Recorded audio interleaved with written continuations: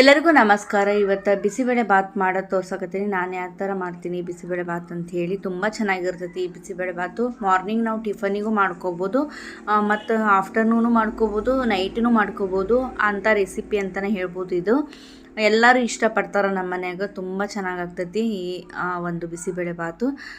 ಸೂಪರಾಗಿತ್ತು. ನೋಡಿದ್ರೆ ತಿನ್ಬೇಕನ್ನಿಸ್ತೈತಿ, ಅಷ್ಟೊಂದು ಚೆನ್ನಾಗಿರ್ತೈತಿ ಈ ಬಿಸಿಬೇಳೆ ಬಾತು. ಹೆಂಗೆ ಮಾಡೋದು ನೋಡ್ಕೊಂಡು ಬರೋಣ ಬರ್ರಿ. ಇದ್ರ ಮೇಲೆ ಒಂದು ಸ್ವಲ್ಪ ತುಪ್ಪ ಹಾಕ್ಕೊಂಡು ತಿಂದುಬಿಟ್ರೆ ಸಖತ್ತಾಗಿರ್ತೈತಿ. ಮತ್ತು ಸಣ್ಣಗೆ ಹೆಚ್ಚಿದ ಈರುಳ್ಳಿ ಮತ್ತು ಸೇವು ಈ ಥರ ಎಲ್ಲನೂ ಹಾಕ್ಕೊಂಡು ತಿಂದಾಗ ಅದರ ರುಚಿನ ಸಖತ್ತಾಗಿರ್ತೈತಿ ಅಂತಲೇ ಹೇಳ್ಬೋದು. ಇದನ್ನು ಈಸಿಯಾಗಿ ಮಾಡ್ಕೋಬೋದು. ಹೆಂಗೆ ಮಾಡೋದು ಅನ್ನೋದನ್ನು ನಾನು ಪೂರ್ತಿಯಾಗಿ ವಿಡಿಯೋನ ತೋರಿಸ್ತೀನಿ, ನೋಡ್ಕೊಂಬರ್ರಿ. ಮತ್ತು ಇನ್ನೂ ಯಾರು ನನ್ನ ಚಾನಲ್ನ ಸಬ್ಸ್ಕ್ರೈಬ್ ಮಾಡಿಲ್ಲ ಸಬ್ಸ್ಕ್ರೈಬ್ ಮಾಡ್ಕೊಂಡು ನೋಡಿರಿ.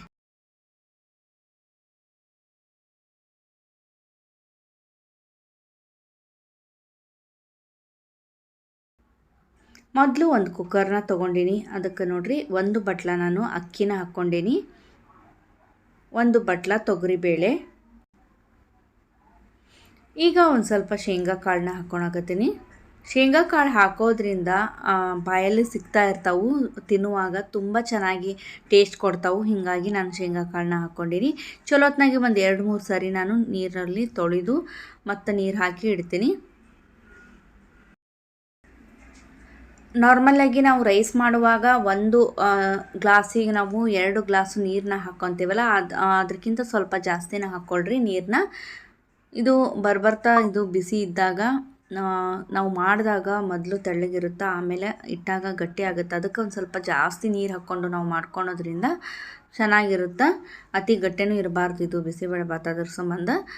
ಈಗ ನೋಡಿರಿ, ನಾನು ನೀರನ್ನ ಕುದಿಯಾಕಿಟ್ಟೀನಿ, ಕುಡಿಯೋ ನೀರನ್ನ. ಇದ್ರೊಳಗೆ ನಾನು ತರಕಾರಿನ ಬೇಯಿಸ್ಕೊಳಕತ್ತೀನಿ. ಕ್ಯಾರೆಟು ಮತ್ತು ಬೀನ್ಸು ಮತ್ತು ಆಲೂಗಡ್ಡೆ 3 ಥರ ನಾನು ತರಕಾರಿನ ಉಪಯೋಗಿಸ್ಕೊಂಡಿನಿ.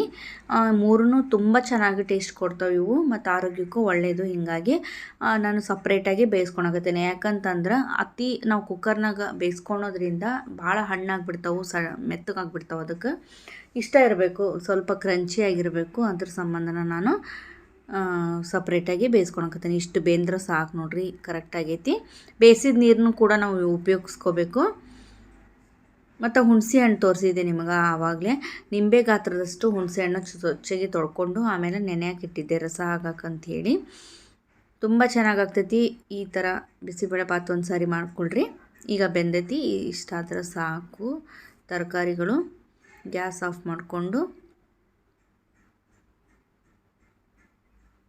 ಆಮೇಲೆ ಈಗ ಕುಕ್ಕರ್ನ ನಾನು ಬೇಯಿಸ್ಕೊಂಡು ಇಟ್ಕೊಂಡಿನಿ. ಈಗ 3-4 ಸೀಟಿ ಮಾಡಿಸಿ ರೆಡಿ ಮಾಡಿ ಇಟ್ಕೊಂಡಿನಿ. ನೋಡಿರಿ, ಎಷ್ಟು ನೀರು ಹಾಕಿದ್ರೂ ಈ ಥರ ಆಗಿರ್ತೈತೆ. ಅದಕ್ಕೆ ಜಾಸ್ತಿ ನೀರು ಹಾಕ್ಕೋಬೇಕು. ನಾನೀಗ ಒಂದು ಸ್ವಲ್ಪ ನೀರನ್ನ ಆ್ಯಡ್ ಮಾಡೀನಿ, ನೋಡ್ಬೋದು. ನೀರನ್ನ ನೀವು ಕಡಿಮೆ ಬಿತ್ತು ಅಂತಂದ್ರೆ ನೀರನ್ನ ಆ್ಯಡ್ ಮಾಡಿರಿ ಜಾಸ್ತಿನ. ಮತ್ತು ಒಗ್ಗರಣೆ ಒಳಗೂ ನಾವು ನೀರನ್ನ ಜಾಸ್ತಿ ಹಾಕ್ಕೊತೀವಿ. ಹೀಗಾಗಿ ಈಗ ನೋಡಿರಿ, ಚಲೋತ್ನಾಗ ಬೆಂದೈತಿ ಅನ್ನ ಮತ್ತು ಬೇಳೆ. ಈಗ ನಾನು ಒಂದು ದೊಡ್ಡ ಬಾಳ್ಗೆ ತೊಗೊಂಡಿನಿ, ಅದಕ್ಕೆ ಎಣ್ಣೆನ ಹಾಕ್ಕೊಂಡಿನಿ. ದೊಡ್ಡ ಚಮಚದಿಂದ ಒಂದು 2 ಅಥವಾ 3 ಚಮಚ ನಾವು ಎಣ್ಣೆನ ಹಾಕ್ಕೊಂಡ್ರೆ ಸಾಕಾಗ್ತೈತಿ. ಈಗ ಒಗ್ಗರಣೆಗೆ ಏನೇನು ಹಾಕ್ಕೊಳ್ಳೋಣ ನೋಡಿರಿ. ಸಣ್ಣಗೆ ಹೆಚ್ಚಿದ ಈರುಳ್ಳಿನ ಹಾಕ್ಕೊಂಡಿನಿ. ಒಂದು ಸ್ವಲ್ಪ ಸಣ್ಣಗೆ ಹೆಚ್ಕೊಳ್ರಿ ಈರುಳ್ಳಿನ. ಮತ್ತು ಕರಿಬೇವು ಸ್ವಲ್ಪ,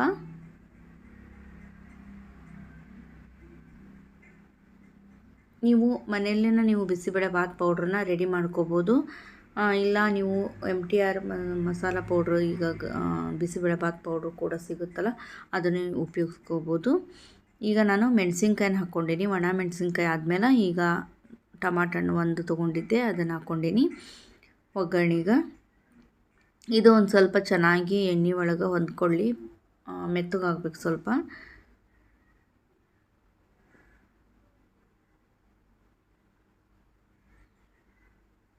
ರುಚಿಗೆ ತಕ್ಕಷ್ಟು ಉಪ್ಪು ಹಾಕ್ಕೊಂಡಿನಿ. ಅರಿಶಿಣದ ಪೌಡ್ರಿಗೆ ಒಂದು 1/4 ಟೀ ಚಮಚ.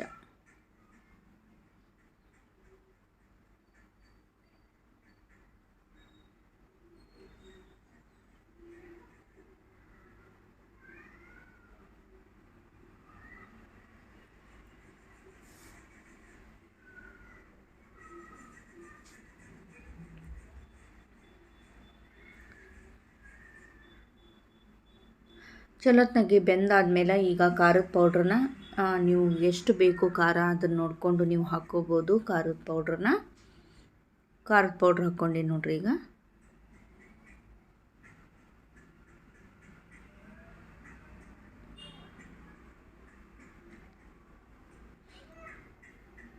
ಈಗ ಬಿಸಿಬೇಳೆ ಬಾತ್ ಪೌಡ್ರನ್ನ ಹಾಕ್ಕೊಳಕತ್ತೆ ನೋಡ್ರಿ. ಒಂದು 3-4 ಚಮಚ ಟೀ ಚಮಚದಿಂದ ಒಂದು 3-4 ಟೀ ಸ್ಪೂನು ನಾವು ಇದನ್ನು ಹಾಕ್ಕೊಂಡ್ರೆ ಬಿಸಿಬೇಳೆ ಬಾತ್ ಪೌಡ್ರನ್ನ ಹಾಕ್ಕೊಂಡ್ರೆ ಸಾಕಾಗ್ತೈತಿ. ಹುಣಸೆ ಹಣ್ಣಿನ ಹುಳಿ ರೆಡಿ ಮಾಡಿ ಇಟ್ಕೊಂಡಿದ್ದೆ, ಹುಳಿನ ಹಿಂಡ್ಕೊಳಕತ್ತೆ ನೋಡ್ರಿ. ಹುಣಸೆ ಹಣ್ಣಿನ ಹುಳಿ ಮತ್ತು ಹಾಕಿದ ಮೇಲೆ ಸ್ವಲ್ಪ ಬೆಲ್ಲನ ಹಾಕ್ಕೊಳ್ಳೇಬೇಕು. ಹುಣಸೆ ಹಣ್ಣಿನ ಹುಳಿ ಮತ್ತು ಬೆಲ್ಲ ಎರಡೂ ರುಚಿ ಕೊಡೋಂಥವು. ಇವು ಬಿಸಿಬೇಳೆ ಬಾತಿಗೆ ಹಾಕಲೇಬೇಕು ಕಂಪಲ್ಸರಿ, ಅಂದರೆ ಬಿಸಿಬೇಳೆ ಬಾತ್ ಅಂತ ಅನ್ಸ್ಕೊತೈತಿ ಅಂತಲೇ ಹೇಳ್ಬೋದು. ಇದು ಚಲೋತ್ನಾಗಿ ನೋಡ್ರಿ, ಇದು ಮಿಕ್ಸ್ ಮಾಡ್ಕೊತೀನಿ ನಾನು. ಮಿಕ್ಸ್ ಮಾಡ್ಕೊಂಡಾದ್ಮೇಲೆ ಇದಕ್ಕೆ ಬೆಲ್ಲ ಮತ್ತು ನೀರನ್ನೇ ಆ್ಯಡ್ ಮಾಡಬೇಕು.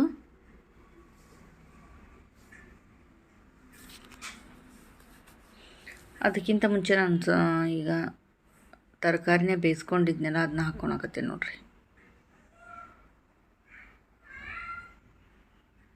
ಅದರ ನೀರು ಕೂಡ ನಾನು ಇದ್ರೊಳಗನ ಹಾಕ್ಕೊಂಡೀನಿ. ತರಕಾರಿನ ಲಾಸ್ಟ್ ಹಾಕ್ಕೋಬೇಕು. ಈಗ ಅದರ ನೀರು ಮಾತ್ರ ನಾನು ಹಾಕ್ಕೊಂಡೀನಿ.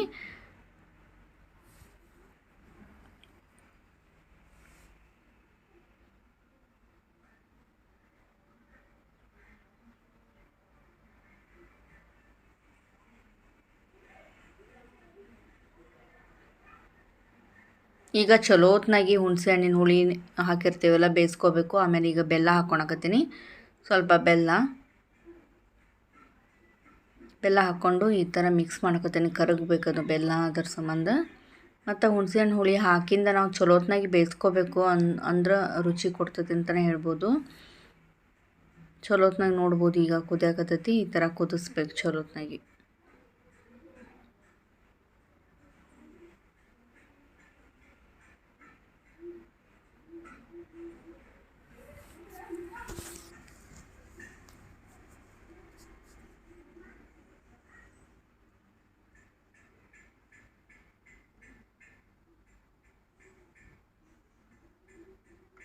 ಈಗ ಚಲೋತ್ನಾಗ ಕುದ್ದಾದ್ಮೇಲೆ ನೀರನ್ನ ಆ್ಯಡ್ ಮಾಡ್ಕೊಳಕತ್ತೀನಿ. ನೀರನ್ನ ಒಂದು ಸ್ವಲ್ಪ ಜಾಸ್ತಿನೇ ಹಾಕ್ಕೊಳ್ರಿ.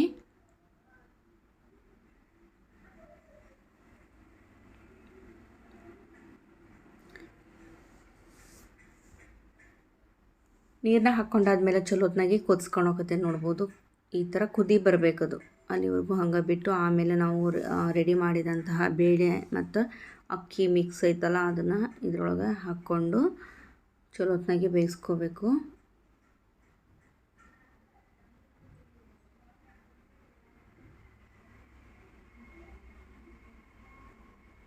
ಶೇಂಗಾ ಕಾಳು, ತೊಗರಿಬೇಳೆ ಮತ್ತು ಅಕ್ಕಿನ ಹಾಕ್ಕೊಂಡು ನಾವು ಬೇಯಿಸ್ಕೊಂಡಿದ್ದು. ನಡು ಶೇಂಗಾ ಕಾಳು ಸಖತ್ ಟೇಸ್ಟ್ ಕೊಡ್ತಾವೆ ಬಿಸಿಬೇಳೆ ಬಾತಿಗೆ. ಹೀಗಾಗಿ ಶೇಂಗಾ ಕಾಳನ್ನ ಹಾಕ್ಕೊಳ್ರಿ. ಆರೋಗ್ಯಕ್ಕೂ ಭಾಳ ಒಳ್ಳೆಯದು ಶೇಂಗಾ ಕಾಳು, ನಿಮ್ಗೆ ಗೊತ್ತಿರಂಗೆ. ಈಗ ನೋಡಿರಿ ಇಷ್ಟ ಆದ್ರೆ ಆಯಿತು.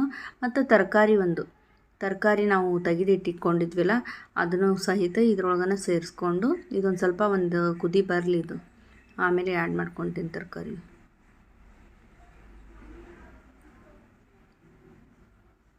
ಈ ಥರ ಇರಬೇಕು. ಈಗ ನೋಡಿರಿ ತರಕಾರಿನ ಆ್ಯಡ್ ಮಾಡ್ಕೊಳಕತ್ತೀನಿ. ಆಲೂಗಡ್ಡೆ, ಬೀನ್ಸು, ಕ್ಯಾರೆಟು ಸಪ್ರೇಟಾಗಿ ಬೇಯಿಸ್ಕೊಂಡಿದ್ದು.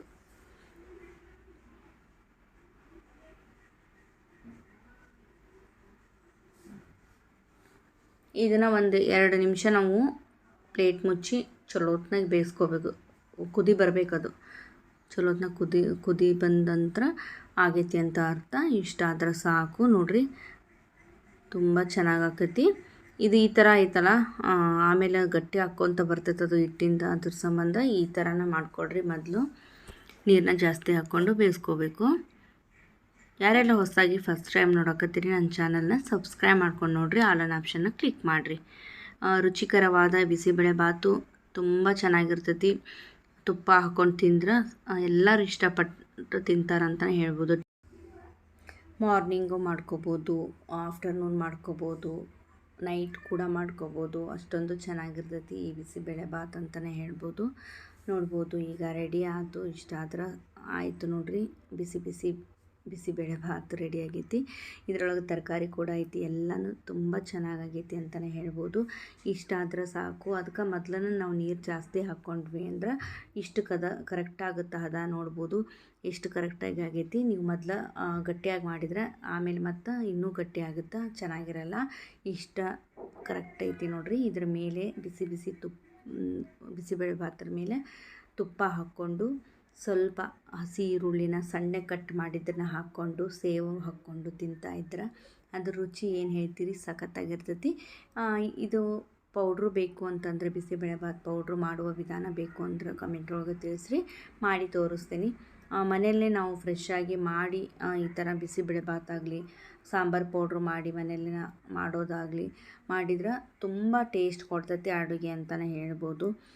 ನಾವು ಹೊರಗಿಂದ ತಂದ್ವಿ ಅಂದ್ರೆ ಅಷ್ಟೊಂದು ಫ್ರೆಶ್ ಇರಲ್ಲ ಪೌಡರು. ಅದರ ಸಂಬಂಧ ನಾವು ಮನೆಯಲ್ಲಿನ ಪೌಡ್ರನ್ನ ರೆಡಿ ಮಾಡಿಕೊಂಡು ಅಡುಗೆ ಮಾಡಿದ್ರೆ ಅದರ ರುಚಿ ಇನ್ನೂ ಜಾಸ್ತಿ ಆಗ್ತೈತಿ. ಅದರ ಸಂಬಂಧ ಆರೋಗ್ಯಕ್ಕೂ ಒಳ್ಳೆಯದು. ಹೀಗಾಗಿ ಮನೆಯಲ್ಲಿನ ಆದಷ್ಟು ಪೌಡ್ರುಗಳನ್ನು ರೆಡಿ ಮಾಡಿಕೊಂಡು ಅಡುಗೆ ಮಾಡಿರಿ.